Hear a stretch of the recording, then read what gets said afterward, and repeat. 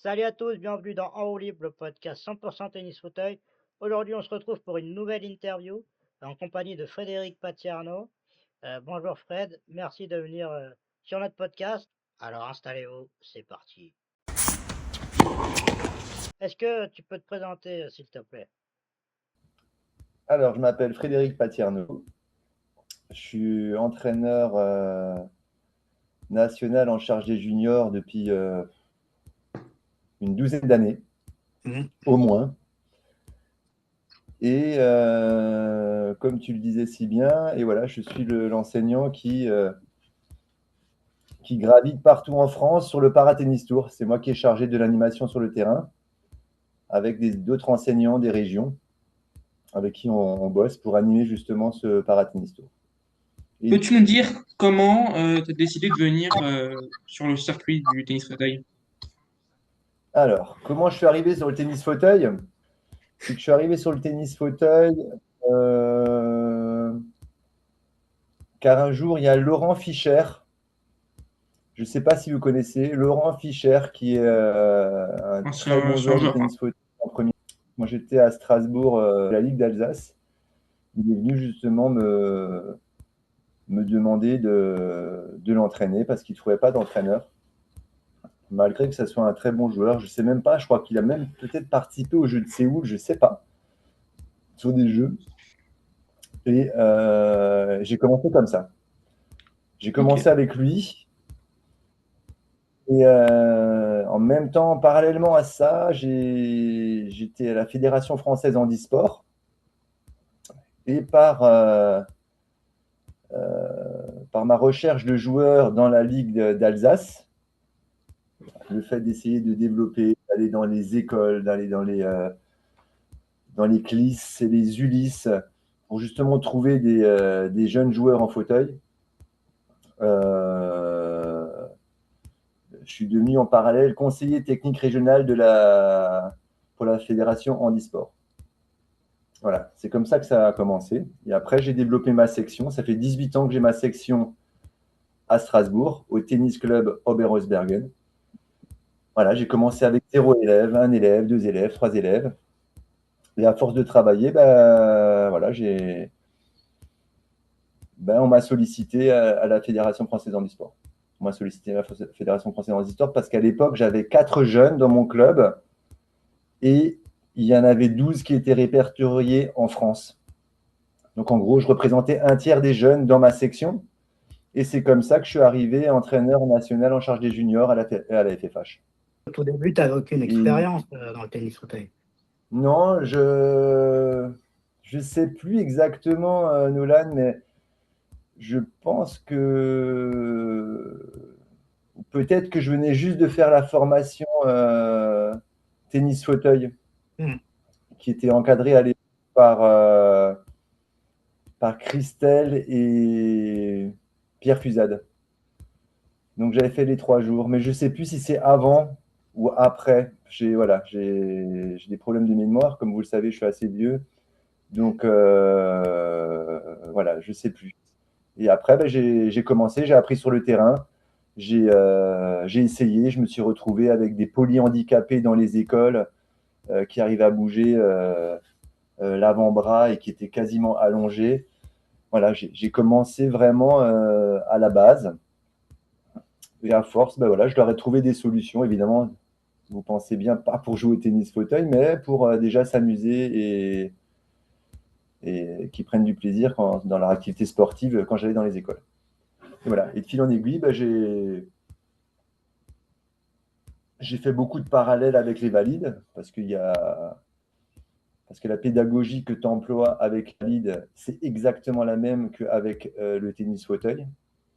Donc c'est aussi pour ça que j'ai très facilement enseigné le tennis fauteuil parce que pour moi, il n'y avait pas vraiment de différence, en gros. Il fallait juste que je m'adapte à la personne. Les valides, ils sont aussi tous différents, même s'ils ont 2 jambes et 2 bras, ils peuvent courir. En gros, voilà, là, il y avait des gens en fauteuil qui avaient des abdos, pas des abdos, qui avaient des amplitudes de mouvement qui n'étaient pas les mêmes. Donc voilà, comme j'aime bien individualiser un peu les choses dans mes cours, ça m'a paru très logique d'enseigner à des gens en fauteuil roulant. Très, très logique. Et pourquoi tu as décidé d'entraîner les juniors en équipe de France? Comment tu es arrivé à ce poste-là? En fait, quand je suis arrivé à ce poste-là, parce que ils ont reconnu mon travail dans mon club. C'est comme ça que je suis arrivé à ce poste-là. Ils ont vu que j'essayais de développer le tennis fauteuil dans ma région. J'étais motivé. Je trouvais ça beaucoup plus revalorisant d'entraîner des personnes en fauteuil roulant à mes débuts parce que justement, je trouvais qu'avec les valides, il y a déjà 30 ans, je trouvais que c'était, voilà, ils faisaient un peu de tennis, ils arrêtaient. Il n'y avait pas vraiment de reconnaissance de mon travail. Et avec les gens en fauteuil, voilà, je donnais, je faisais une prestation et voilà, les gens, ils étaient contents, ils me le disaient. Donc, voilà, j'ai trouvé ça beaucoup plus humain. Donc, j'ai continué. J'ai continué et après, j'ai appris dans les compétitions que lors de compétitions de 2-3 jours, tout le monde restait ensemble. C'était un peu le tennis famille, tu vois. On était en famille, on était tous ensemble pendant 3 jours à faire la compétition, à manger ensemble le soir. Voilà, tout ça, vous qui me connaissez un petit peu, ça me correspond. Donc, il n'y a même pas photo, tu vois. Il n'y a même pas photo, Ouais. j'ai là, plus de valide. Voilà, je pense que je suis un des seuls auto-entrepreneurs en France qui peut vivre du tennis fauteuil. Selon toi, qu'est-ce qui est le plus dur à faire travailler un joueur de tennis fauteuil? Qu'est-ce qui est le plus compliqué à apprendre? Ça dépend des personnes. Il y a des gens qui arrivent à très vite à servir correctement. Il y en a qui ont des problèmes avec leur coup droit, leur revers, leur placement. Pour moi, c'est si. Il y a un coup, c'est le lancer de balle. Voilà. Il y a un truc que j'ai remarqué depuis des années entières, que ce soit sur du haut niveau ou que ce soit des débutants, les gens ont du mal à lancer la balle au service. Ok. Et ça, je le comprends. J'essaie de trouver des solutions, plein de solutions. J'ai testé plein de choses. Et je me suis toujours dit comment c'est possible qu'on puisse lancer aussi mal la balle au service parce que c'est quelque part un des mouvements les plus simples. Il faut prendre la Ouais. balle et il faut la jeter. Voilà. Oui. Et il y a ce truc-là. Et quand je vois Nick Taylor qui est en fauteuil électrique, quad, qui lance la balle avec les pieds et qui ne loupe jamais son lancer de balle, je me dis qu'on est vraiment des handicapés. Vraiment. Et en Ouais. parlant de coups spécifiques, tu peux expliquer le revers inversé, ce que c'est? Le revers inversé qui s'appelle déjà le coup inversé, a priori. C'est Pierre Fusade qui m'avait repris à prendre. Mais c'est le revers inversé. Le revers inversé, c'est un coup où tu gardes la même prise qu'en coup droit. C'est-à-dire que la prise, c'est comment on tient la raquette, pour ceux qui ne comprennent pas ce terme. Donc, ça te permet déjà de ne pas changer la manière dont tu tiens ta raquette et de frapper le même côté de face. Tu frappes avec la même face. Et en fait, compte, ce coup-là, il est assez extraordinaire parce que tu peux frapper la balle assez haute. Tu peux frapper la balle au-dessus de ta tête. Tu peux réaccélérer la balle au-dessus de ta tête. Tu peux frapper la balle vachement proche du filet, vachement proche de ton fauteuil. Donc, c'est plein d'avantages comme ça et ça génère vachement d'effets. Ouais, moi, je pense pas que le coup inversé. Après, voilà, Nono, toi, avec ton handicap, le coup inversé, c'est compliqué. Ouais, compliqué. Ouais. Mais après, ça dépend des types de handicap. Si on prend quelqu'un qui peut bouger ses bras comme n'importe qui, tu vois ce que je veux dire, qui n'a pas de contrainte de bras, Ouais. le coup inversé est un coup. Ouais, moi, à chaque fois que je l'ai montré à quelqu'un, c'est quelque chose qu'ils ont réussi assez rapidement. Zoé Mara, quand j'ai montré la première fois le coup inversé, elle l'a fait très rapidement. D'ailleurs, c'était un de ses meilleurs coups à une période. Selon toi, qu'est-ce qui a le plus changé dans le développement du tennis fauteuil depuis ton arrivée dans le circuit? Déjà, pour répondre à ta question, c'était pas mon rôle. Quand j'étais pris à la Fédération française de tennis il y a 9 ans, mon rôle, c'était pas de développer le tennis fauteuil. C'était de m'occuper de l'équipe nationale junior. Hmm. C'était ça mon rôle. Ouais. Et je leur avais demandé, je leur avais pas demandé, je leur avais fait un constat de ce qui se passait sur le terrain parce que j'ai été amené à pas mal voyager dans les régions et par rapport à ma section tennis au fauteuil, j'avais constaté justement que les enseignants de tennis se retrouvaient très seuls tout le temps, comme moi, hein, j'étais tout seul en Alsace quasiment. On devait se débrouiller tout seul et au bout d'un moment, c'était très, très démotivant. C'était très, très démotivant. Donc, j'avais suggéré à Patrick et à Jean-Philippe de pouvoir aider justement les enseignants sur tout le territoire français pour les redynamiser, pour les aider, pour leur donner des billes si c'était utile. Voilà, je leur avais parlé, mais ce n'était pas mon rôle principal. Et je ne sais plus, c'est il y a 3 ans. Il y a 3 ans, j'avais un contrat d'un certain nombre de jours à la fédération. Et c'était l'année où Xenia était rentrée au pôle avec Claire. Elle était rentrée au pôle avec Claire qui l'entraînait. Et il y avait qui? Il y avait Zoé, Oui. Xenia, Zoé Charlotte? Charlotte? et Putain, je suis bête. Excuse-moi, Charlotte. Et Charlotte, évidemment. Ouais, très Et bon. donc, à ce moment, plus voulu, à cette période-là où j'étais toujours entraîneur national junior avec Claire, ils n'ont plus voulu que je la suive en compétition parce que comme c'était Claire qui l'entraînait au pôle toute l'année, ils ne m'ont pas autorisé à la suivre en compétition. Donc, j'avais 15 jours de contrat en moins. Et je leur ai dit, mais qu'est-ce que je fais de ces 15 jours de contrat? Il est hors de question que je m'assieds dessus parce que j'avais programmé ces 15 jours dans mes finances de cette année-là.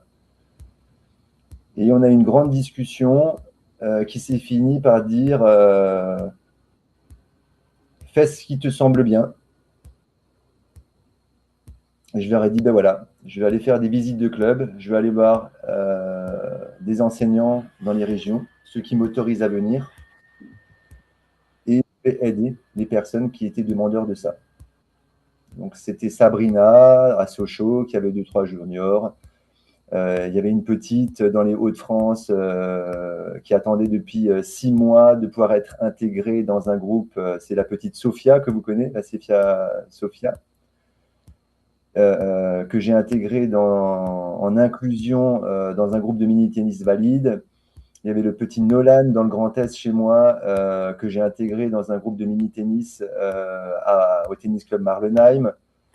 Et voilà, et j'en passe. Donc j'ai fait 5-6 gamins avec leurs enseignants, ou les enseignants que j'ai formés sur place, parce que justement, c'était beaucoup des enseignants valides. Mais comme je les ai mis en inclusion, je leur ai dit, c'est pas très compliqué, je vais vous montrer 2-3 trucs. Et en fait, ils ont tout de suite adhéré. Et ils se sont rendus compte que c'était facile. Donc voilà, c'est à partir de là euh, que j'ai fait ces actions-là sur une quinzaine de jours. Et j'ai réussi à en regrouper un certain nombre de ces juniors que j'ai cités sur la Bourgogne, Franche-Comté. Et par chance, j'ai eu beaucoup de retours et de mails des parents qui ont envoyé à Patrick et Jean-Philippe des mails de remerciement par rapport à mon travail, par rapport à... Bref, voilà, je ne vais pas rentrer dans les détails, sinon je vais pleurer. Et voilà. Et ils m'ont dit, mais c'est incroyable. Voilà. Et à partir de ce moment-là, ils m'ont donné une tâche supplémentaire, c'est-à-dire d'aider les enseignants, quand les ligues me permettent d'aller dans les ligues, dans les clubs, de faire des visites de clubs, tout simplement. Voilà. Donc c'est comme ça. Ça fait que 3 à 4 ans. Ok. On va demander à Xenia. Ok. Donc, du coup, t'as vu des améliorations quand même depuis que t'es arrivé, quand même, pour résumer. Ouais, et il y a voilà. J'aurais voulu faire ça depuis bien longtemps, mais c'était pas mon rôle et c'était pas les directives de la Fédération française de tennis. Et est-ce qu'il reste des choses encore à améliorer aujourd'hui? Dans quel domaine tu penses? Je pense qu'on peut améliorer plein de choses, hein. Euh, je pense qu'il faut continuer à aider les enseignants sur le terrain. Il faut continuer à les former correctement. Il faut les soutenir. Et voilà. Ok. Je pense que après, c'est la bonne volonté et la motivation des enseignants qui vont faire que on va avoir dans les régions des bons formateurs, tout simplement. Comment est née l'idée du Paratennis Tour? En fin de compte, ce qui s'est passé, c'est que moi, ça fait un moment, vous le savez, vous, que je dis qu'il faut aller dans les régions, il faut les aider, et ainsi de suite. Et, et l'année dernière, on a une passation de pouvoir entre Patrick Labazuy, qui est à la retraite, et Jean-Phi, qui n'est plus. Et Julien Héricourt, quand il est arrivé au poste, ben, il s'est dit on n'est vraiment pas beaucoup de joueurs de tennis fauteuil. Je pense qu'on est à peu près 550 joueurs de tennis fauteuil sur toute la France. Les filles et les garçons, les filles et les juniors inclus. Donc il trouvait que pour notre pays, c'était très peu et qu'il fallait justement le développer. Et,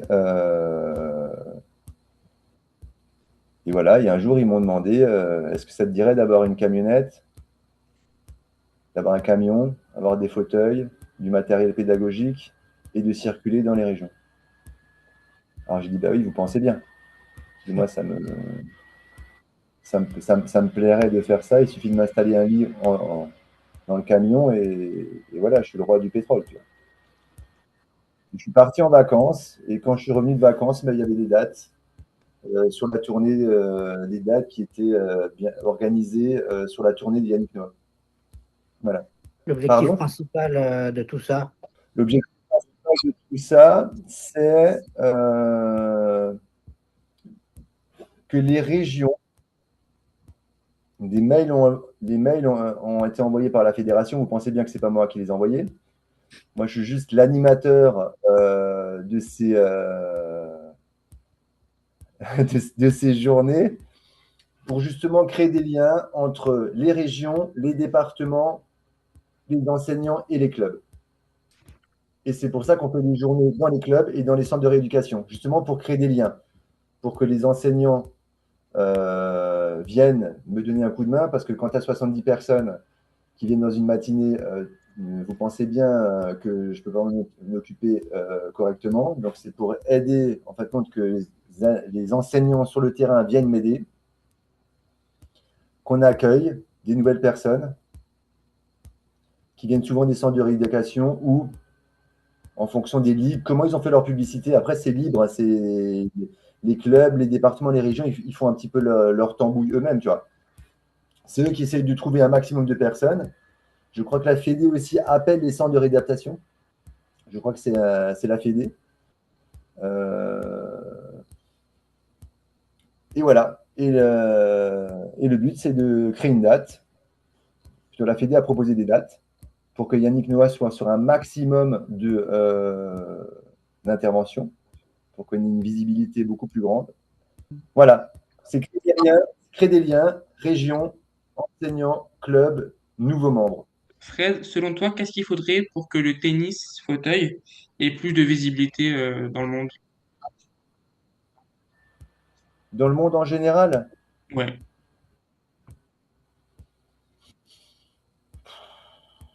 mais de la médiatisation. C'est de la médiatisation. Mais le truc, c'est que notre société est basée sur le profit, donc de l'argent. Et le tennis fauteuil ben, voilà, est moins attractif que le foot, le rugby et ainsi de suite. Donc ça génère moins de fric. Oui, c'est sûr. Ouais. Le fait, ben voilà, le jour où on verra sur France 2, France 3, euh, pas sur le PC, hein, pas sur le computer. Hein. Je veux dire, quand on verra sur France 2, France 3, les télés, un match de tennis fauteuil Entier. ou des résumés de tennis fauteuil, On en a déjà vu. ben voilà. Est-ce qu'il y en a? Il y en a beaucoup? Non, non. Beaucoup, non. Beaucoup, non, C'est de mais mieux en mieux, mais il n'y a jamais encore eu de match complètement diffusé sur les télés, là. Voilà, quand ils disent voilà, Suzanne Lenglen, Mm. Alcaraz contre Djoko, ben voilà, Suzanne Lenglen, Gustavo Fernandez contre De La Puentes, tu vois. Mm. Mais je pense que là, ben, peut-être qu'on verra plus. Mais voilà, c'est pas. Voilà, je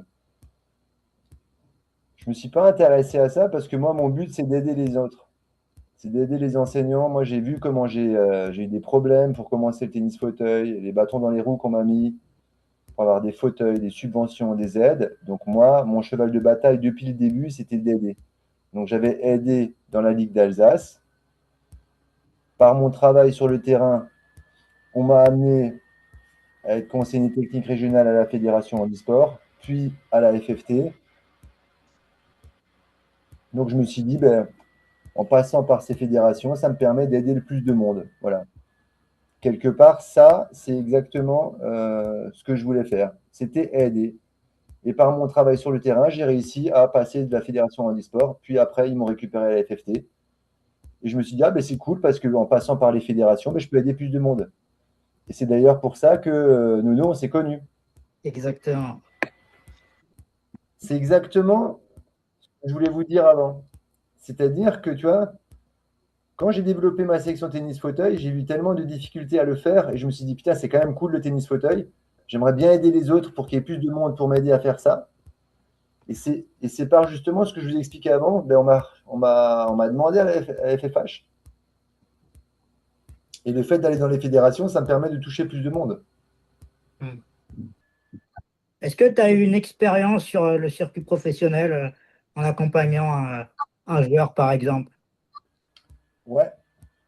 Au tout début, comme je vous ai expliqué avant, j'étais conseiller technique fédéral régional pour la Fédération française handisport. Et je faisais des rassemblements pour la Ligue d'Alsace. Et vu qu'on était déjà tellement peu pour la Ligue d'Alsace, j'avais demandé au territoire de Belfort et à la Moselle, à la Lorraine et Moselle, de se joindre à nous. Et lors d'un de mes rassemblements,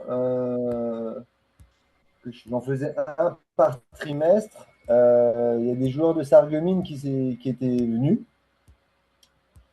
Et Nico Pfeiffer était venu après sa médaille d'argent aux Jeux de Londres. Donc c'était en 2012. Je crois qu'il avait eu sa médaille en. Je ne sais plus quand c'était les JO, mais bref, bref, je ne sais pas, en août. Et il est venu à un de mes rassemblements en décembre. Et à ce moment-là, on m'a demandé, le club de Sarreguemines m'a demandé, est-ce que ça t'intéresserait d'entraîner Nico Pfeiffer, qui à l'époque était descendu au classement, il était 9 ou 10 mondial, parce qu'il n'avait plus joué. Après les Jeux, il en avait un peu assez.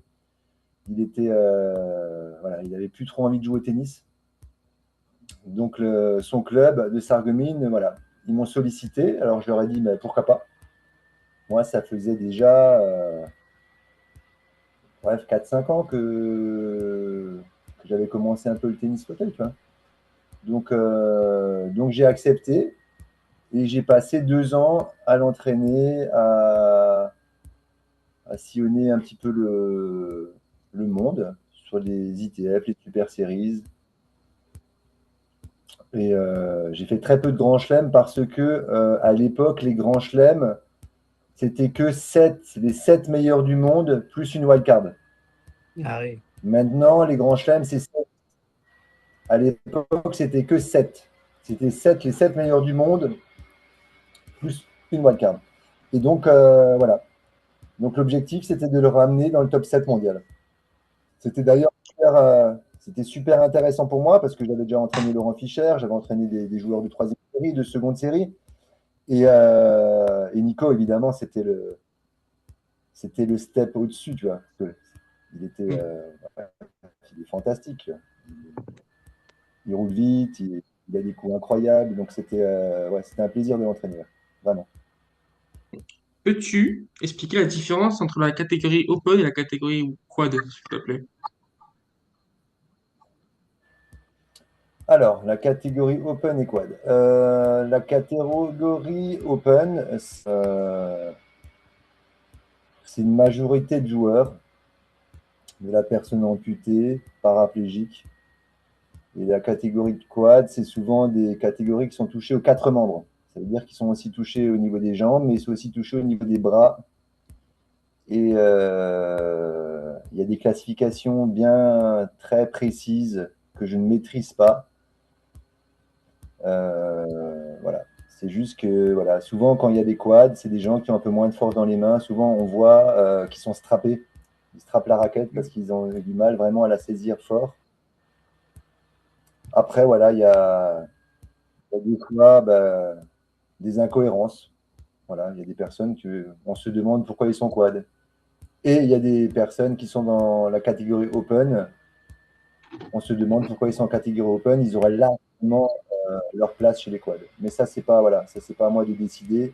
Il y a des classificateurs qui font leur boulot ou pas. Voilà, c'est comme ça.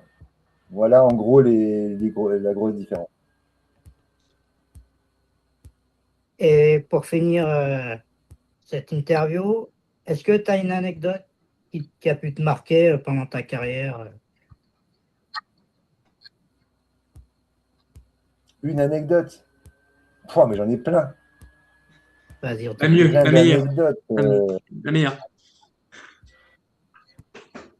J'ai pas vraiment de meilleur. Il y a plein d'anecdotes qui se valent. Quelque chose de marrant. En fin de compte, il y en a. Je vais englober plein de situations. Je ne vais pas vous donner une situation bien précise, mais les situations les plus marrantes, c'est avec mes juniors. Ça va de toi, Nolan, de Marco, de Xenia, de Zoé. Voilà, j'en oublie plein, de Iliane. Voilà. Les autres s'excuseront que je ne les cite pas parce que sinon la liste elle est très très longue. Voilà, on se marre tout le temps, tu vois. On se marre tout le Ouais. temps. Voilà. J'essaye de, malgré mon statut d'entraîneur national, vous êtes quand même des juniors, des jeunes et vous devez le rester. Donc, on rigole très très régulièrement et je trouve que c'est toujours bien. Ça permet de décompresser parce qu'il y a beaucoup de tension qui peut se mettre autour de vos matchs par rapport aux parents, par rapport à d'autres entraîneurs et le fait un petit peu de rigoler, de prendre ça entre guillemets à la légère, je pense que ça permet aussi de baisser la pression. Et pour ma part, dans ma manière de procéder avec les juniors, ça permet d'optimiser leur performance. Voilà, j'en suis persuadé. Et voilà. Et une anecdote 100% tennis, c'est une anecdote avec Nico Pfeiffer qui avait toujours perdu contre Stéphane Houdet.